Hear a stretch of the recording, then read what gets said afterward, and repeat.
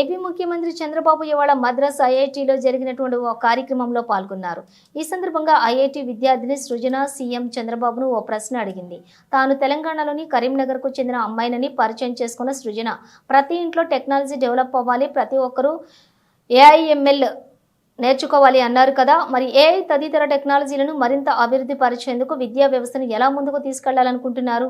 ఎటువంటి విద్యా వ్యవస్థలోని ఐఐటీలను ఎలా భాగస్వాములను చేస్తారు అని ప్రశ్నించింది. అందుకు చంద్రబాబు బదిలిచ్చారు.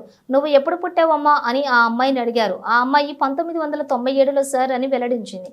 అయితే నువ్వు పుట్టడానికి 2 ఏళ్ల ముందే సీఎంనయ్యాను, నీది ఏ జిల్లా అని అడిగారు. కరీంనగర్ అని ఆ విద్యార్థిని వెల్లడించింది.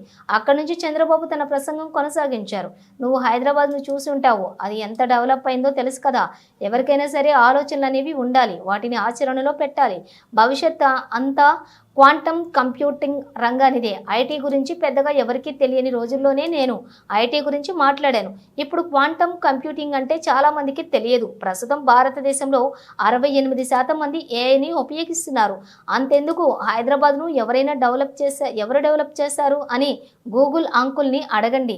ఏఐ సాయంతో సమాధానం వస్తుంది. చాలా మంది తెలుసో తెలియకో ఏఐని వినియోగిస్తూ ఉంటారు. రియల్ డేటా ఉండాలే కానీ ఏదైనా సాధ్యమే. ఇప్పుడు అన్ని సెన్సార్ల సాయంతో అనేక పనులు చక్కబెడుతున్నాం. శరీరంలో గ్లూకోజ్ శాతం ఎంత ఉందో కూడా సెన్సార్లు చెప్పే స్థాయి. దాన్ని బట్టి మనం ఆహారంగా తీసుకుంటూ ఉంటే సరిపోతుంది.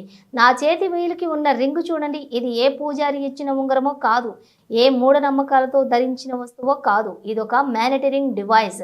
ఉదయం లేవగానే నా శరీరం సంసిద్ధతను ఈ రింగ్ చెప్పేస్తుంది. స్లిప్ స్కోర్, హార్ట్ బీట్, ఇలా అనేక అంశాలను ఈ రింగు వెల్లడిస్తుంది. దాన్ని బట్టి నేను నడుచుకుంటాను అని వివరించారు.